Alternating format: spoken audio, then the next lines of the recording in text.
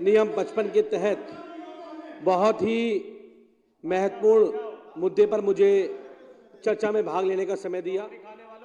और देखिए, विदुर जी चले गए और हमें पता था, हमें स्पष्ट था, इसलिए माननीय मंत्री सौरभ भारद्वाज जी ने कहा था कि जिस दिन इस सदन के अंदर बस मार्शल के ऊपर, डीसीडी वॉलंटियर के ऊपर चर्चा होगी, उस दिन तैयारी से आइएगा। अब तैयारी तो थी नहीं, कुछ क्या तैयारी थी इनके पास, इसलिए सदन छोड़ के भाग गए। और यहाँ हमारे वो डीसीडी वॉलंटियर भी होंगे, बस मार्शल मेरी बात सुन रहे होंगे, आप देख लीजिए भाजपा का चरित्र क्या है। तो अध्यक्ष जी, आपने मुझे इस पे बात रखने का मौका दिया। सबसे पहली बात तो जो डीसीडी वॉलंटियर है, जो हमारा बस मार्शल है, दिल्ली के अंदर सबने देखा कि दिल्ली के अंदर एक बहुत बड़ा केस हुआ 17 दिसंबर 2012 को।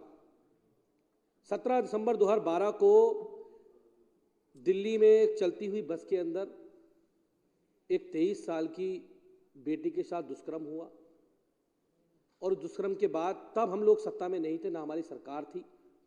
हम सब लोगों ने, माननीय मुख्यमंत्री जी ने उसके लिए आंदोलन किया और आंदोलन करके उसके बाद जब दिल्ली के अंदर हमारी सरकार बनी तो माननीय मुख्यमंत्री जी ने निश्चित किया कि महिलाओं की, हमारी बहन बेटियों की सुरक्षा हो।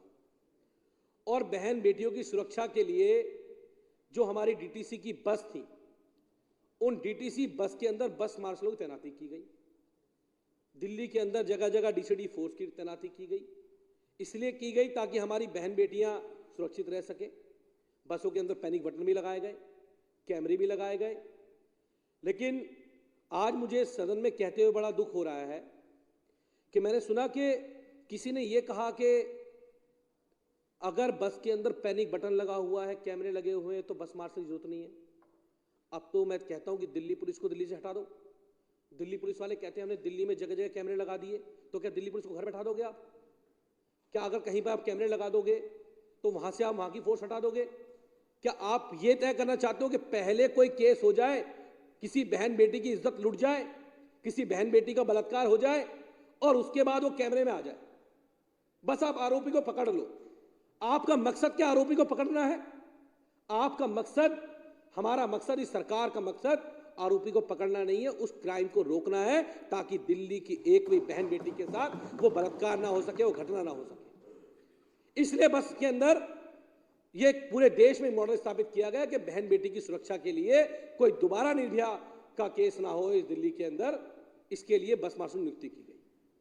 और मुझे तो बड़ा दुख होता है कि 4 महीने से वो बस मार्शल, वो डीसीडी के वॉलंटियर जिन्होंने कोविड काल के अंदर इस दिल्ली के लोगों की सेवा की, दिल्ली के अस्पतालों में सेवा करी, जगह जगह जहां पर लॉकडाउन लगा था वहां पर सेवा करी, उन बस मार्शलों ने बस के अंदर सेवा करी, तैनाती करी। उनको जहां अवार्ड देना चाहिए था, उनको अवार्ड लेफ्टिनेंट गवर्नर ने क्या दिया कि उन्होंने उनको नौकरी से निकाल दिया, उनको नौकरी से हटा दिया। और मैं हर बार कहता हूं कि नौकरी से हटाना कोई एक बार का फैसला नहीं है। आप अगर पिछले 2 सालों में देखोगे अध्यक्ष जी, तो पिछले 2 सालों के अंदर हर टीवी डिबेट पर, चाहे वो देश का संसद के अंदर भी भाजपा के सांसद, चाहे वो बीजेपी के विधायक हो, वो हर जगह एक बात कहने लगे कि ये जो डीसीडी के वॉलंटियर नहीं है, आम आदमी पार्टी के कार्यकर्ता हैं। क्या 10,000 लोग किसी पार्टी के कार्यकर्ता हो सकते हैं? और दिल्ली वालों ने तो आम आदमी पार्टी को, अरविंद केजरीवाल जी को 67 सीटें दी हैं। दिल्ली का हर आदमी आम आदमी पार्टी को पसंद करता है, दिल्ली का हर आदमी पार्टी को चाहता है। तो क्या आप पूरे दिल्ली के 2 करोड़ लोगों को हटा दोगे? आप दिल्ली से रोजगार खत्म कर दोगे? आपने ये कहकर, और देश की संसद में रमेश विदुड़ी जो उनके सांसद हैं, उन्होंने कहा कि ये तो आम आदमी पार्टी के वॉलंटियर हैं। अरे आप ऐसा आरोप कैसे लगा सकते हो किसी के ऊपर? और इनकी इस मानसिकता ने, मैं आपको एक वाकया दिलाता हूं। जब दिल्ली में बाढ़ आई तो आईटीओ के ब्रिज के पास पानी भरा था, उसके ऊपर आज तक की वैन खड़ी हुई थी। उस वैन में विजेंद्र गुप्ता जी आज है नहीं सदन में, उनको सदन की मर्यादा भंग करने के चक्कर में बाहर किया हुआ है। तो उन्होंने वहां खड़े होकर कहा, तो मुझसे पूछा भाई आपकी क्या तैयारी है इस बाढ़ में? तो मैंने कहा हमारे डीएम लगे हुए हैं, हमारे एसडीएम लगे हुए हैं, हमारे सिविल डिफेंस के वॉलंटियर लगे हुए हैं सेवा में। कह रहे वो तो केजरीवाल की फोर्स है, वो तो केजरीवाल के लोग हैं। मैं तो सैल्यूट करता हूं केजरीवाल जी की फोर्स को, जो आपदा के समय में दिल्ली के लोगों के साथ खड़ी रहती है। मैं तो धन्यवाद करता हूं, आप भी बनाओ ना ऐसी फोर्स, आप भी बनाओ कि जो लोगों की सहायता करे, जो लोगों की मदद करे, जो लोगों को जीवन दान दे। तो ये जो हमारे बस के मार्शल हैं, इनको तो हटाया, जो दिल्ली के अलग अलग विभाग में लोग काम कर रहे थे। एक और बताता हूं, गोताखोर जब हमारे यहां कोई नाले में डूब जाता है, मेरे यहां हिंडन नहर आती है यूपी से, यूपी इलेक्शन की नहर है, और आए दिन उसमें ये हादसे होते रहते हैं। तो जैसे ही कोई उसमें डूब जाता है तो हम तुरंत फोन करते हैं एसडीएम साहब को कि भाई आप यहां पे गोताखोर भेज दो।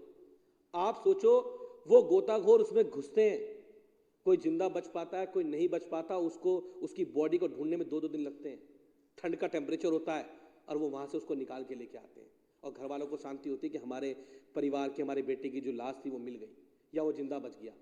उन गोताखोरों को हटा दिया, उन गोताखोरों को भी हटा दिया।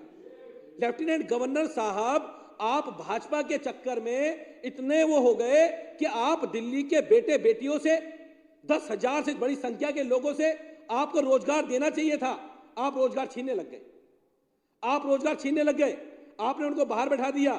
तो मैं तो कहना चाहता हूं सदन में कि जिन लोगों को इन्होंने निकाला है, मार्शलों को और डीसीडी वॉलंटियर को, उनकी तुरंत प्रभाव में उनको नौकरी पे वापस रखा जाए। और ये मैं इस सदन के माध्यम से कहता हूं कि उनको वापसी नौकरी पे बहाल किया जाए। और मैं उन्हें जिम्मेदारी से कहता हूं कि हम सब लोग, मैं उनके धरने पे गया हूं उपाध्यक्षा जी, मैं 3-3 बार उनके धरने पे गया हूं। वो लोग किस तरह से अपने बच्चों की पढ़ाई करा पा रहे होंगे, उनको वेतन नहीं मिला 4-4 महीने से, वो 4 महीने धरने पे बैठे हुए। क्यों बैठे हुए? क्योंकि उनका रोजगार चला गया। जिन लोगों ने 8-8 साल, और फिर बता दूं, ये सरकार जब आई तब इन लोगों को बस में मार्शल लगाया गया। ये कहते हैं रोजगार किसको दिया? हमने इनको रोजगार दिया 10,000 लोगों को, और आपने उन 10,000 लोगों का रोजगार छीन लिया। हम रोजगार देने वाले हैं अरविंद केजरीवाल जी, आप रोजगार छीनने वाले हो।